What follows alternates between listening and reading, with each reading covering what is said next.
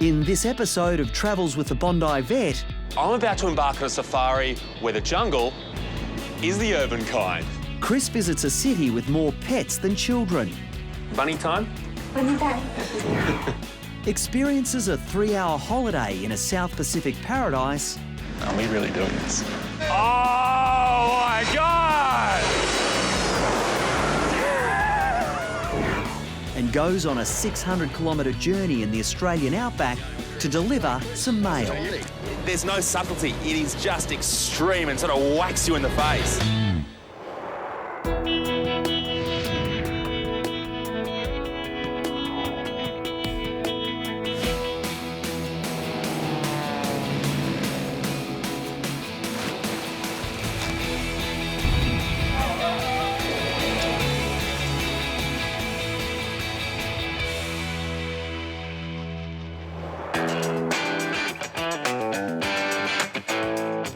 I'm about to embark on a safari where the jungle is the urban kind.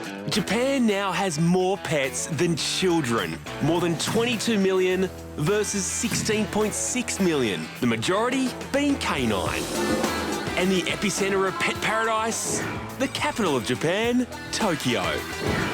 In order to truly experience the world of Japanese pets, I need a guide. Someone with their nose to the ground. And she lives in number 51. Konnichiwa. Hi. Hi, Nico. It's Nico. Meet Nico, my canine guide. We're going to have a good day together, aren't we? Tokyo has 6,000 people per square kilometre, so there's little space. Which means dogs like Nico, you're going to need some sort of outlet. So today I'm thinking I get my guide to Tokyo's pet hotspots. Nico, get some exercise. But even walking around, you've got to look the part. In Australia, we've got dog grooming. In Tokyo, canines get their cuts and colours in fully fledged fur salons like Dogman. Konnichiwa. I'm pretty sure it's a dog grooming salon, but you could convince me it's a dog nightclub with a mirror ball and the dogs up on podiums. Either way, Nico, I like your natural colour just the way it is. Nico's taking me to her favourite place to hang out with her pooch pals, Yoyogi Park, which is possibly the world's most organised dog park. It looks like in a dog park in Tokyo, size really does matter.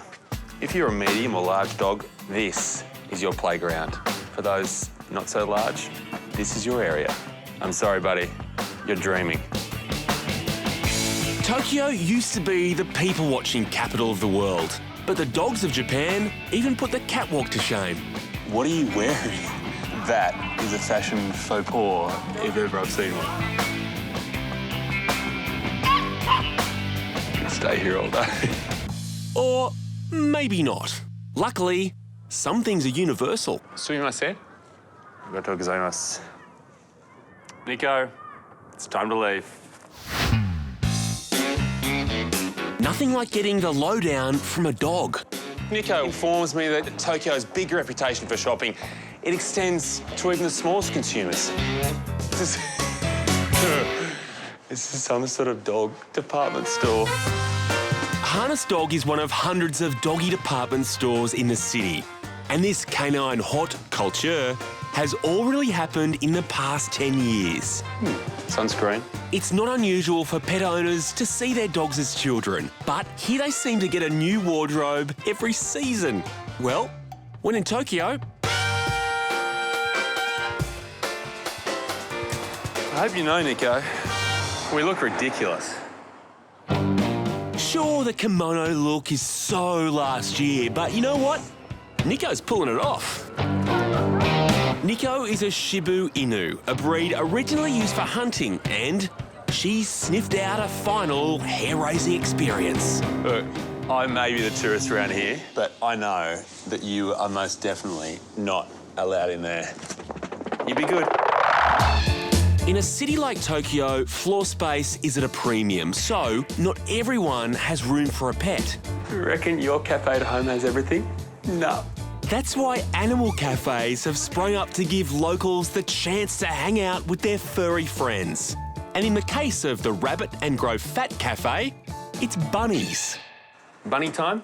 Bunny time. So I guess when the stress of Tokyo just gets all too much, you can come to the Rabbit Cafe and have your own bunny time. And if you are really stressed, there's an industrial-sized bunny.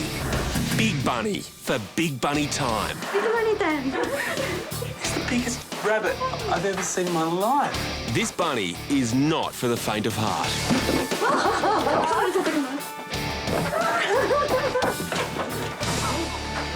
Big bunny time. Big bunny time means big mess time.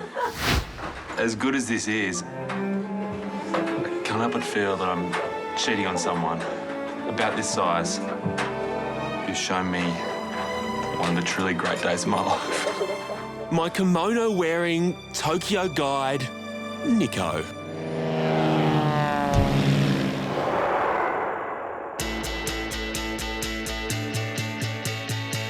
After a week in the Cook Islands, learning local customs, traditions, and ukulele playing, it's time to prepare for that flight home from the capital, Rarotonga. But what if you don't want to waste those last few hours of your holiday? Okay, so it's 3 hours until my plane leaves. I could just sit in the departure lounge and kill time, but that's a bit boring, and the food's crap. So I'm going to set myself the challenge of living every traveller's dream. First of all, I've got to make a difference. Secondly, meet the most important person in the Cook Islands. And third of all, have an unforgettable experience. Let's go. So 3 hours, 3 pretty big tasks. It's unlikely my 2 feet are going to cut it. Perfect. And I don't have time to negotiate. Hello. How you going? I need a scooter Yes, for 3 hours. for 3 hours, okay. Transport sorted. Now, I wonder if Ruth can help me out with finding this important Cook Islander. Who would that be? Who would that be? Gosh, it depends if they're on the island. Usually the Prime Minister, but I don't even know if he's on the island. By himself, yeah. Ruth? Challenge accepted. That's right.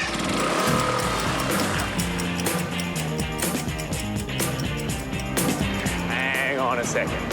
The Prime Minister, well, he's going to have to wait because I think I've just found a way I can make a difference. A vet clinic. Now, surely there's something I can do here. Hey, how you doing? Good, how are you? Good. I'm Chris. I'm a vet from Australia. Oh, nice to meet you. I'm Greg. I'm the director here. The Esther Honey Foundation is the Cook Islands' only vet clinic, and it runs on donations and volunteers, like Aussie vet Jill, who has a patient for me. About half an hour in, I'm working. Because lots of cats and dogs in the Cooks aren't fenced in, they get into fights, and little Nissan here has copped a claw in the elbow. I just need to drain an abscess, clean it up, and give her some antibiotics.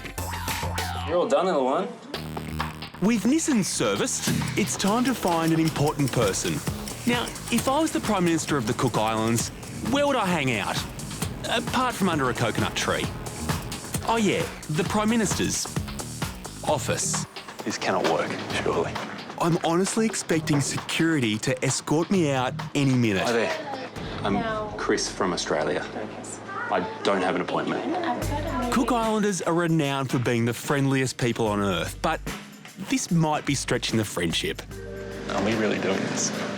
Hello there. Hello, I'm you. Chris. Hi, Chris. Are you the Prime Minister? Yes. Oh, lovely to meet you.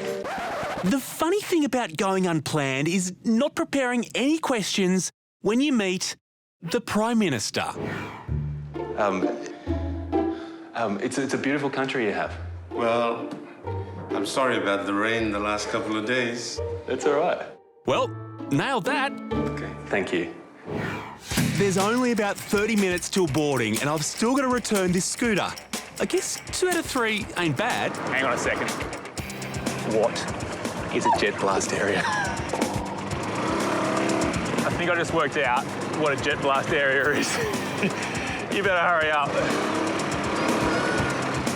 Whenever the big international planes come in, people gather here to feel the full force of a 767. You can actually be right here in the firing line of the jet blast, which is about to happen now.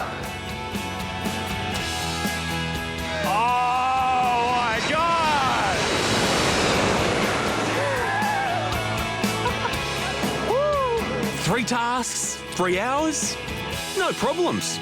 We better make this flight.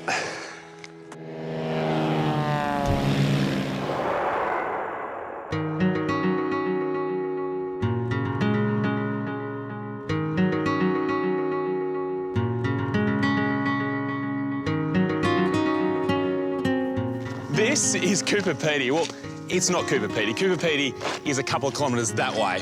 Adelaide is, well, a casual 800 kilometres that way. Alice Springs, 600 kilometres that way. 50,000 square kilometres of the most remote, unforgiving, yet amazingly beautiful landscapes in the world. Jump in, mate, jump in. Thank you. Well, I've hitched a ride with a bloke who calls this his office. This is Pete. He's a postie. But he's no ordinary postie. This guy delivers mail on one of Australia's longest mail runs. And you too can join him for the ride. The Outback Mail Run Tour is a 600-kilometre round trip.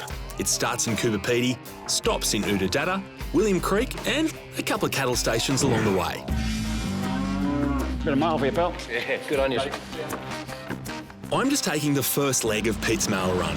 First stop, the world's longest man-made structure, the dingo fence.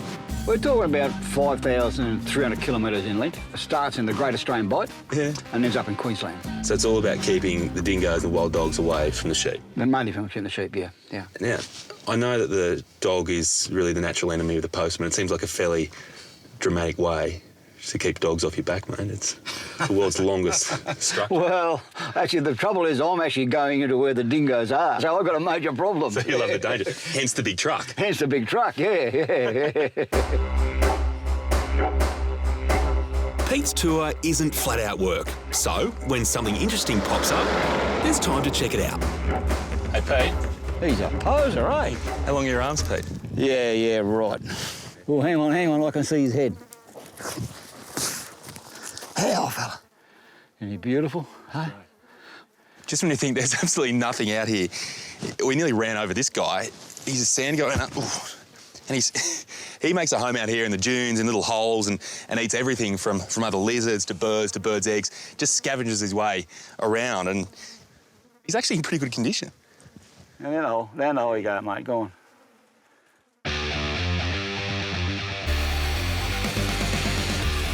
Back on the road, and Pete points out another highlight of the tour. Well, it's just a whole lot of nothing. This is what they call the moon plains, Chris. It's the ancient inland seabed from between 100 and 120 million years ago. So this used to be covered in water? There's about 30, 40 metres of water over the top of this. So the best part of the moon plains is there's areas where you can find fossils. Fossilised seashells, cockles, mussels, scallops. I honestly find it so hard to believe that I am really standing at the base of an inland sea if it wasn't for these, which have been found around here. An ancient mussel here and a sea snail, about 100 million years old. Just incredible. Pete is the only mailman in these parts, servicing about 50,000 square kilometres. His trip takes in some of the most remote cattle stations in the country. Hey, how are you? Good. How you going? I'm Chris. G'day, Chris. Nice I'm to meet Tony. you. Hey, Tony. Thanks for bringing that one out. We've That's been all waiting right. for that. This is Mount Barry Cattle Station, and owner Tony isn't afraid to put the mail run passengers to work. Thought I was working on the mailman. Well, no, that's just an entree. And he can do with the helping hand. This place is big, 3 times the size of the ACT. It's incredible. It's bigger than your average quarter-acre block, isn't it? It's a fair size. We're running 5,000 head on 7,700 square kilometres. That's about, what, 1 cow per square kilometre. That's right. And down south, in the decent sort of inside country, they'd be running at least 100 or 200 cattle on a square kilometre. Do you ever ask Pete to bring some rain with him in the truck? Pete's pretty good. He'll bring us just about anything, you know, spare parts, rain, whatever.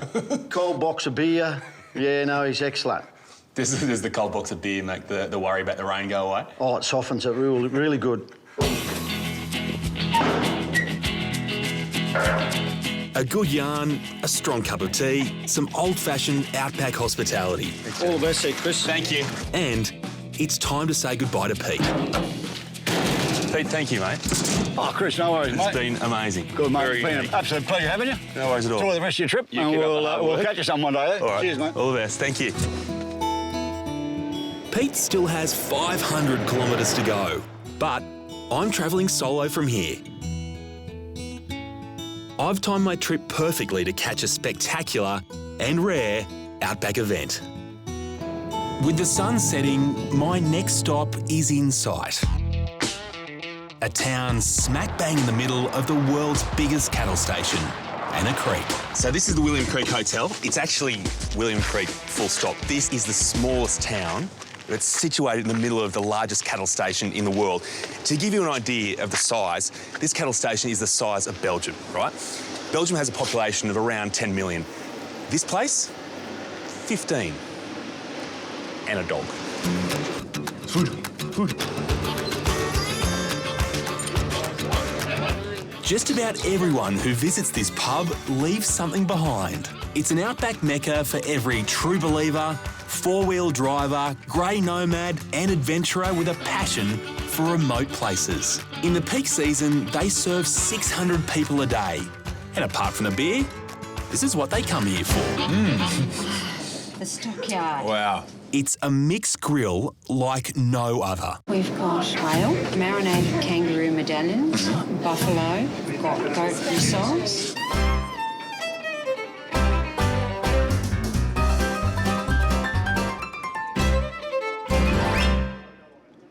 I know what you want. Could you say no to that? Really? On a long road trip, this is the kind of place you want to settle in for the night and get to know the locals. Do you actually work here? Yeah. Do you? Not right now. We came out to see the lake. Thought, oh, we'll stop in the pub for the night. Had a few beers and woke up the next morning and had a job here, so... I'm staying at the pub because tomorrow I'm taking my road trip to the sky. Yeah, that's right.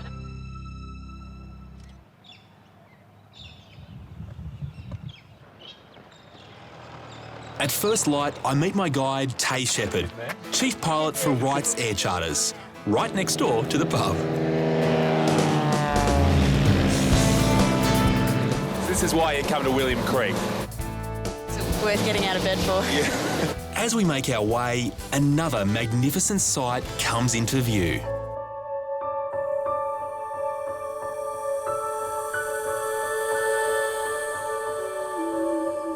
These are the Painted Hills. Hidden away on Anna Creek Station, they've only recently been discovered. These incredible sandstone formations are 30 kilometres long and 10 kilometres wide.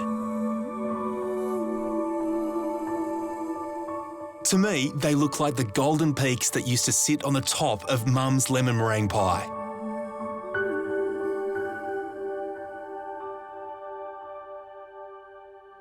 How have these Painted Hills come to look this way? Well, basically the Great Inland Sea used to lie all throughout this area, and after that dried up, there was millions of years of erosions occurred through here. And how come you just don't hear about this place? I think, it's a bit of a well-kept secret because you can't drive through it. There's not as much traffic through the area, so you don't really hear about it until you're in the area.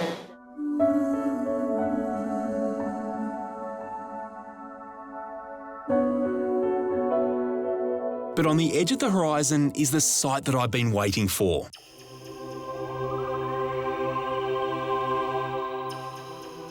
It's a rare opportunity to see Lake Eyre in all its glory.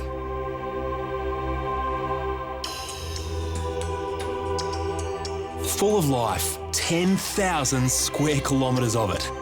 Its basin alone covers 1/6 of Australia. There's no subtlety. It is just extreme and sort of whacks you in the face. For me, what grabs me is just this intensity and variation in the colour. You come from the red of the sand, all of a sudden it's white, and then it's this cloudy pink. Tay tells me the pink is no optical illusion.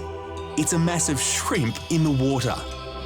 So they're actually shrimp, so little prawns. Yeah, tiny little pink shrimp. You only need to spend a short time up here just to appreciate how vast but how spectacular Australia really is. And I think for me, coming to Lake Eyre has always been one of those things that I've wanted to do, but now you see it, you realise why it's something that every Australian should do. It'd just be such a shame to miss out on seeing this.